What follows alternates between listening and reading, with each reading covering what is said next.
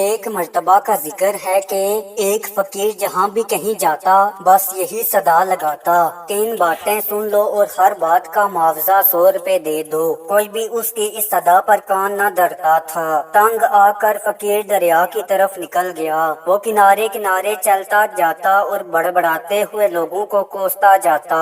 اتفاق کی بات ہے کہ وقت کا بادشاہ بھی سیر کے لیے وہاں آیا ہوا تھا۔ اس نے فقیر کو کوستے ہوئے سنا تو اسے بلا کر وجہ پوچھی۔ فقیر نے اپنا تعارف کراتے ہوئے کہا، میں تھکا ہارا چندہ بدنصیب ہوں جس نے قیمتی سودا سستے داموں فروخت کرنے کی کوشش کی مگر کسی نے بھی میری نہ سنی۔ بادشاہ بولا، فقیر اب کہو میں تمہاری شرط منظور کرتا ہوں۔ فقیر خوشی خوشی تیار ہو گیا۔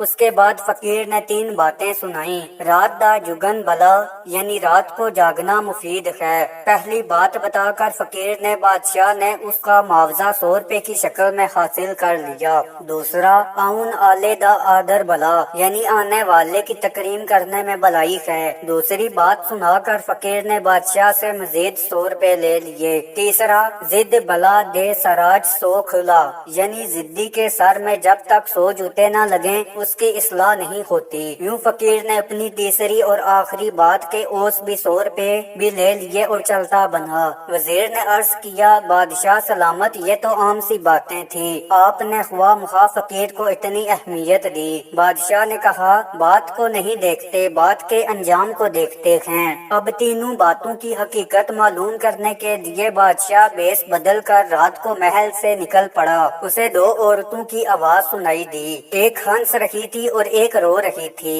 بادشاہ نے باہر سے آواز دی، وہ بولی کون؟ بادشاہ نے کہا، پہرے دار۔ وہ کہنے لگی، جا چلا جا، میں ہنس رہی ہوں، میرا نام تدبیر ہے اور جو رہی ہے اس کا نام تقدیر ہے۔ بادشاہ نے اندر جا کر دیکھا تو خوبصورت عورتوں کے چہرے دکھائی دیے۔ دونوں نے کہا، اس ملک کے بادشاہ کو شاہی باغ کے پیپل کا سانپ ڈس لے گا جس کے باعث بادشاہ کی موت واقع ہوگی۔ بادشاہ وہاں سے رخصت ہو کر سیدھا اپنے محل میں پہنچا۔ اب وہ اس بات کی صداقت کو پرکھنا چاہتا تھا۔ اس نے شاہی خزانے سے صدقات و خیرات کی تقسیم شروع کر دی۔ وہ سانپ کے متعلق سوچ رہا تھا۔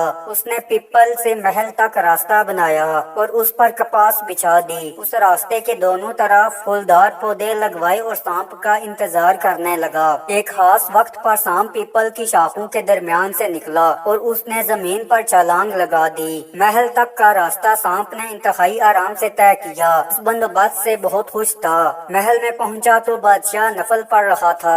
سانپ نے پھنکارتے ہوئے اپنی آمد کا یوں اعلان کیا، اے زمین کے ٹکڑے کے بادشاہ، میں آ گیا ہوں۔ بادشاہ نے سکون سے نوافل کی ادائیگی جاری رکھی۔ جب نوافل ختم ہو گئے تو آخری نفل کا سلام پھیر کر سر جھکا لیا اور بولا، لو رب کا حکم پورا کرو۔ فرشتے کے دل میں رحم پیدا ہوا۔ فرشتے کی فریاد پر رب نے اجازت دے دی۔ غیب سے آواز آئی، آدھی زندگی اس کو اور آدھی تجھ کو بخشی۔ سانپ ہمپلا آور ہونے کی بجائے واپس روانہ ہوا۔ بادشاہ نے سانپ سے کہا، میرے لائق کوئی خدمت ہو تو بتاؤ۔ سانپ نے جواب دیا، خدمت وہی ہے جو غرض پوری ہونے سے پہلے کی جائے۔ بادشاہ کو رات کو جاگنے اور آنے والے کی قدر کرنے کا صلہ مل گیا۔ اب فقیر کی تیسری بات آزمانے کا وقت آن پہنچا۔ دوسرے پہر کے وقت بادشاہ اپنی ملکہ کے ساتھ 7ویں منزل پر بیٹھا تھا۔ نیچے شہر دکھائی دے رہا تھا۔ یہ وہ زمانہ تھا جب جانور بھی انسانوں کی طرح بولتے تھے۔ ایک روٹھی ہوئی بھیڑیے نے چھترے سے کہا، اگر تم اس وقت گھاس لے آؤ تو میں مان جاؤں گی۔ چھترے نے 3 چھلانگیں لگائی لیکن کامیاب نہ ہوا۔ بھیڑ گھاس کے تقاضے پر مسلسل اڑی رہی۔ چھترے نے پہلے تو بہت منتیں کی کہ گھاس کو بھول جاؤ، باوجود کوشش کے نہیں حاصل ہو رہا۔ تنگ آ کر چھترے نے اپنی جلد کو جھاڑا چنڈا کیا اور پھر بھیڑ کو ایک زوردار ٹکڑے دے ماری۔ بس ٹکر کا لگنا تھا کہ بھیڑ نے درد سے نڈال ہو کر سر جھکا لیا اور ضد ترک کر دی۔ بادشاہ یہ منظر دیکھ کر ہنس پڑا۔ ملکہ نے ہنسنے کی وجہ پوچھی۔ بادشاہ نے صرف اس قدر جواب دیا، انسان بہتر کوٹھی، دل بہتر کوٹھی۔ بادشاہ نے کہا، کوئی بات نہیں، جانے دو۔